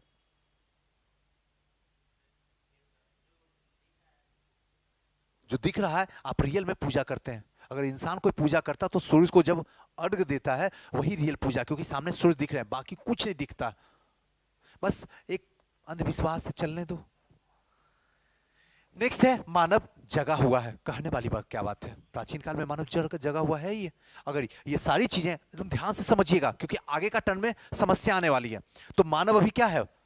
जगा हुआ है, एकदम जगा हुआ, सब कुछ मानव समझ रहा है। मानव को सेंटर में लिया जा रहा है, मानवतावाद को सबसे फर्स्ट प्रायोरिटी दिया जा रहा है, साथ साथ में प्रकृति पूजा की जा रही है। तो इसका मतलब है कि मानव क्या है? जगा हुआ है। अब इसके दूसरे भाग को देखिए, मध्यकालीन इतिहास। प्राचीन देख लिए ना, अब तमाशा शुरू होगा, जरा उस तमाशा को देख लीजिए। इसमें क्या है आपका? एक सेकंड, हाँ। इसमें क्या है? सामंतवाद की संरचना। सामंतवाद क्या है? क्योंकि सामंतवाद अगर समझ में नहीं आएगा तो सारा बेकार है। जो भी टर्म समझ में नहीं आए फटाक से आपसे पूछना है। सामंतवाद बताइए विष्णु जी, 1000 बार बता चुके हैं। सामंतवाद है।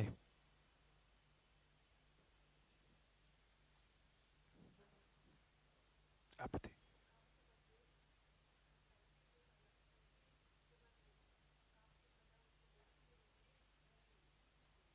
हाँ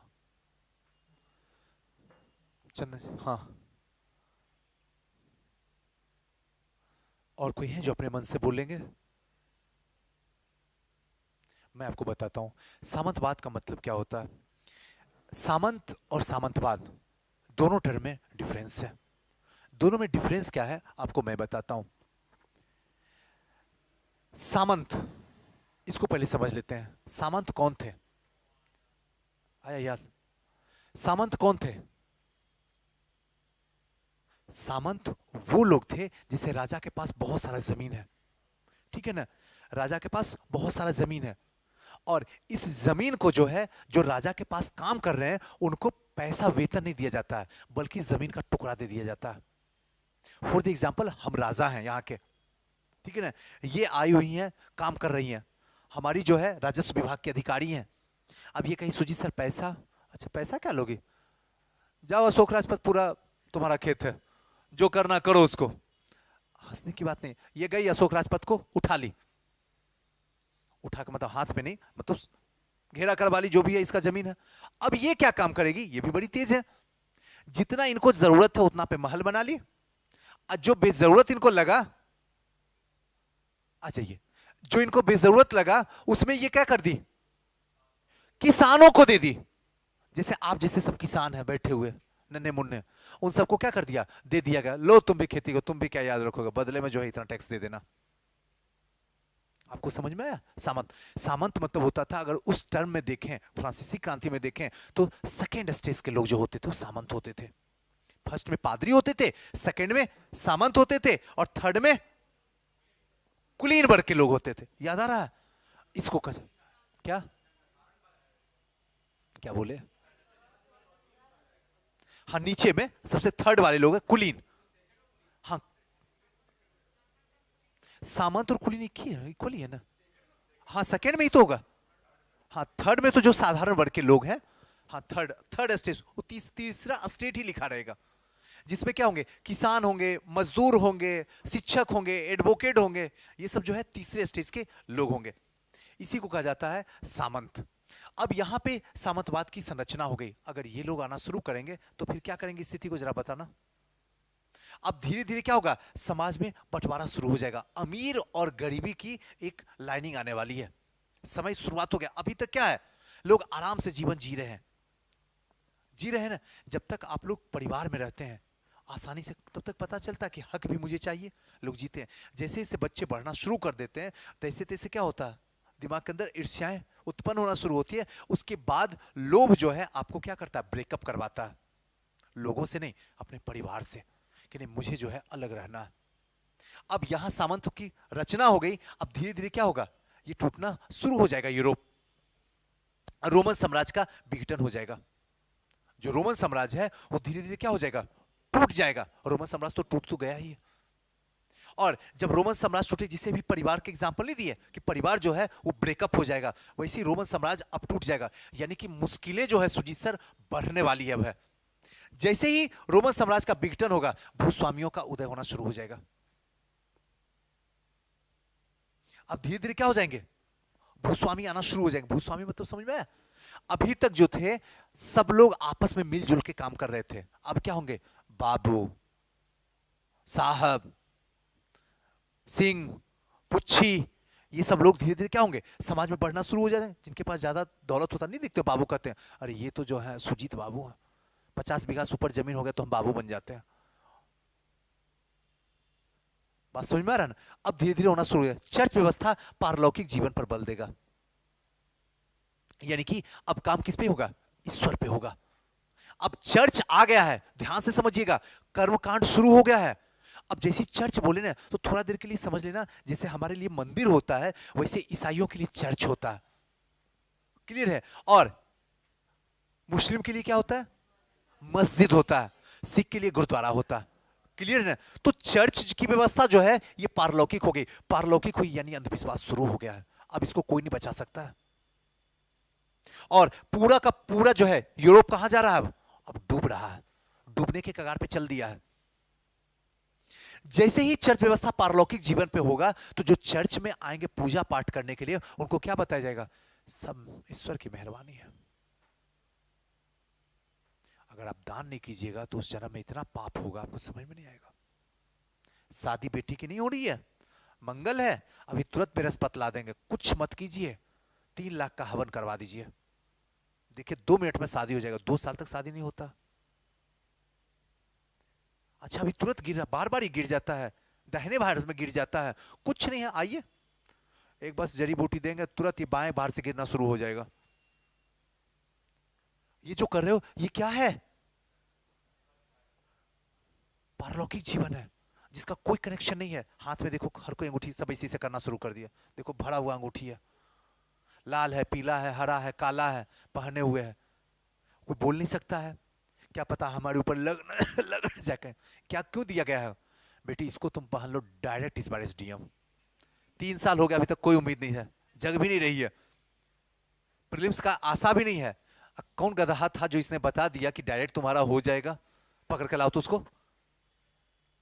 और ये आपके साथ नहीं है, ये सबके साथ है, क्योंकि भौतिकतावादी जो है बढ़ते जा रही है, इच्छाएं लोगों की बढ़ते जा रही है और सब कुछ जल्दी चाहिए। इसमें क्या होगा? परलौकिक जीवन पे बल देना शुरू कर दिया जाएगा। नेक्स्ट है चर्च और ईश्वर केंद्र में हो जाएंगे। वहां पे किसको सेंटर में रखे थे हम? मानव को सेंटर में रखे थे प्राचीन, जब हमारा सुदृढ़ था। ये विश्व इतिहास बता रहे हैं, ध्यान से समझिएगा। अब यहां पे सेंटर में कौन आ गया? चर्च और ईश्वर। और जहां ईश्वर और चर्च सेंटर में आ जाएगा उसको बर्बाद होने से कौन रोकेगा? बताइए।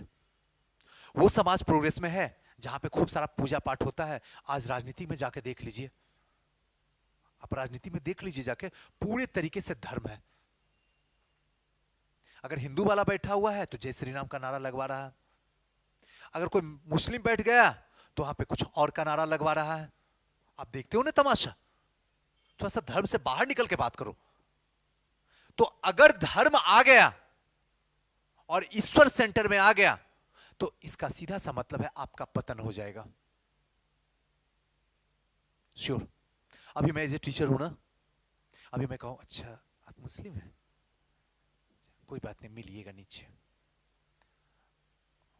बुद्ध है, खींच के मारेंगे। अच्छा जैन, गलती से मत, नजर भी मत मिलाना मुझसे। हिंदू, नाम लेना गुनाह है। कैसा फील होगा आपको जरा बताना तो। यार ये टीचर है भाई, इनसे पढ़ने वाला, इतिहास तो दूर की बात है, हमारा समाज बिगड़ जाएगा।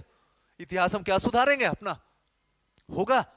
मैं जो शिक्षक हूं ना, मैं कभी किसी धर्म की बात करता हूं, मैं सीधा एक ही लाइन में आंसर देता हूं, मानवतावाद। मानवतावाद ही सबसे बड़ी बात है और वही मानवतावाद हमारे लिए एकेश्वरवाद के बराबर है। मानव की सेवा करना ही सच्ची है। यहां पे सारे लोग धर्म के लोग बैठे हुए हैं, लेकिन हमें मतलब क्या है? पढ़ोगे तभी ध्यान देंगे। इसके सिवा किसी से कुछ पूछता हूं कहीं भी कभी भी, लेकिन कब पूछता हूं? जब आपसे ये पूछता हूं सुजीत सर मेरा 110 नंबर आ रहा, पास करूंगा, तब मेरे मुंह से निकलता है कैटेगरी क्या है, क्योंकि मेरे साथ मजबूरी है बोलना, उसी के अकॉर्डिंग हम आपको बता सकते हैं, वरना मेरे पास कोई उपाय ही नहीं है। वरना उस दिन भी हम नहीं पूछें। अगर आप पूछने नहीं आओगे तो गलती से नहीं पूछने जाएंगे तुमको, क्योंकि हमको खुद ही नहीं पता हमारा क्या धर्म है, जात है।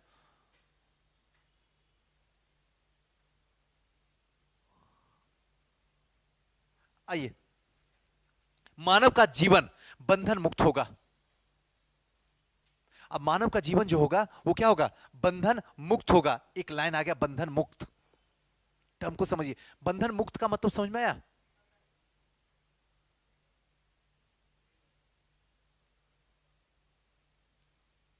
हाँ, क्या संसार में कहा जा रहे हैं?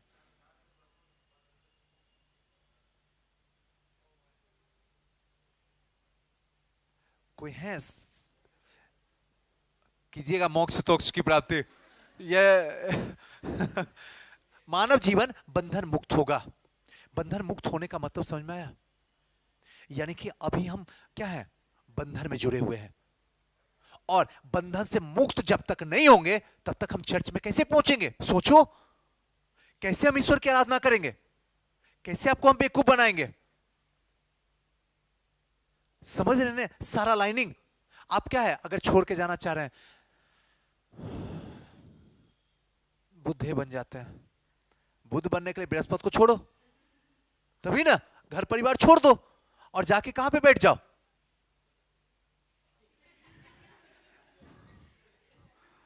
भैंस आएगा अपने ही भाग जाओगे उठ के, कहीं मार ना दे, ठीक है ना?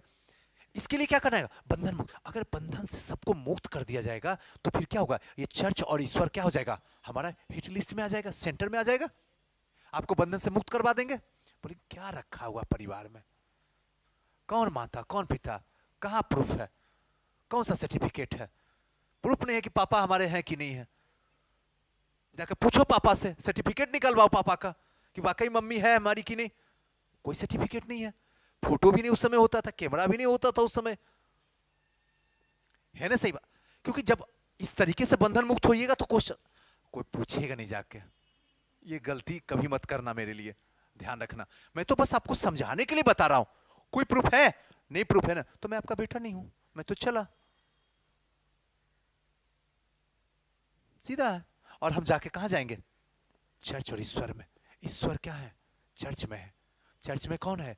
तुम हो। लोगों को मोटिवेट करो, ज्यादा से ज्यादा पैसा यहां पे दें, और ज्यादा से ज्यादा क्या करो? अंधविश्वास फैला दो। आज हर जगह अगर वाकई में यहां की बात करें, हर जगह जितने भी लोग को आप देख लो, जहां भी अंधविश्वास फैलेगा वहां साइड में पंडित रहेगा। देख लेना, पंडित है तो अंधविश्वास युगों युगों तक जिंदा रहेगा। कोई होंगे तो हमको नहीं बोलेंगे, पहले मैं बता रहा हूं। मानवीय स्वतंत्रता बाधित होगा। मानव की स्वतंत्रता धीरे धीरे क्या हो जाएगी? बाधित हो जाएगी, क्योंकि धर्म सेंटर में आ गया, मानव सेंटर में नहीं है। और जब धर्म सेंटर में आ जाएगा तो आपकी स्वतंत्रता क्या हो जाएगी? बाधित हो जाएगी। आप कहोगे नहीं बोलेंगे जनगण मन, नहीं बोलोगे, इसी नहीं बोलोगे। देखो ना, अभी जोड़ लो ना इतिहास से। बोलना पड़ेगा जनगण मन, क्यों बोले? बोलना पड़ेगा तुमको जय श्री राम, क्यों बोले? कहीं लिखा हुआ है? बोलेंगे तभी सच्चे भक्त। सोच सकते नहीं एक मिनट के लिए? और ये कहां से हो जाएगा? जब चर्च और ईश्वर सेंटर में आ जाएगा। अगर ऐसी कहानी आ रही है तो इसका मतलब है राजनीति में धर्म का प्रवेश है, तभी तो ऐसी शब्द निकल रही है मुंह से।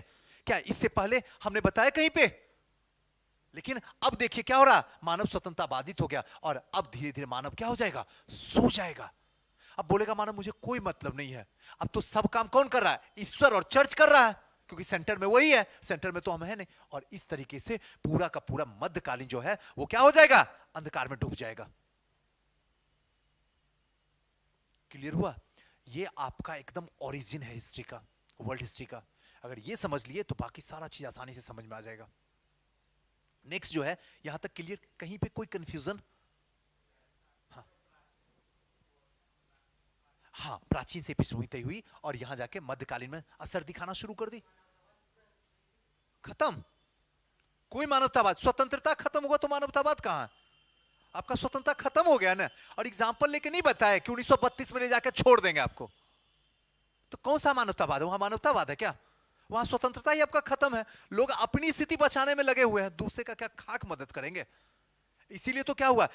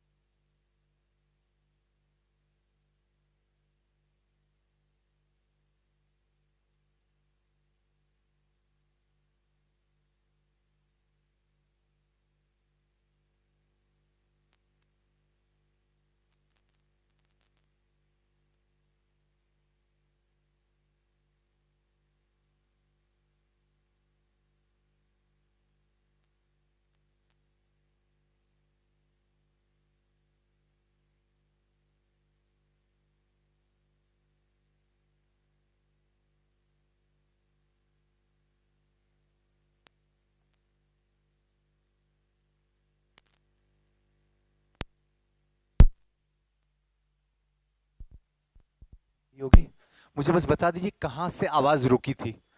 इंस्ट्रूमेंट मेरे हाथ में है, बस एक बार बोल दीजिए ताकि मैं वहीं से स्टार्ट करूं। कुछ हुआ क्या?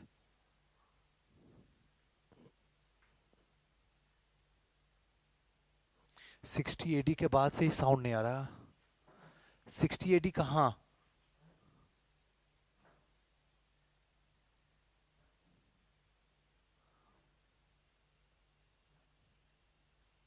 यहीं का होगा 60 एडी, यहीं शायद, इसी पेज से। इस पेज से आ रहा होगा तो कल। अभी मत हमारी नहीं है, ठीक है। सोमवार को, ठीक है ना, 12 बजे। क्या? पीठी वाला कहाँ चलेगा? वो पीछे चलेगा। विष्णु जी, क्या? हाँ, बंद कर दीजिए। बता विष्णु जी, दीपक सर से जरा सा पूछ के आइए कि हिस्ट्री का क्लास कितने बजे से होगा। हाँ नहीं, सोमवार से कितने बजे रखेंगे? सुजी सर बोले। दौड़ दौड़ के आइए जरा बोल के। खाना खाने गए हैं? छोड़ दीजिए पृथ्वीराज जी। ठीक है, 12 बजे आइएगा ना, कोई इशू नहीं है। बाकी क्लास जो है इसके पीछे रहेगा, ठीक है ना, और नीचे रहेगा। हाँ पूछिए, कौन सुर लगाए थे? पीटी का एग्जाम मान के चलिए कि मार्च से पहले नहीं।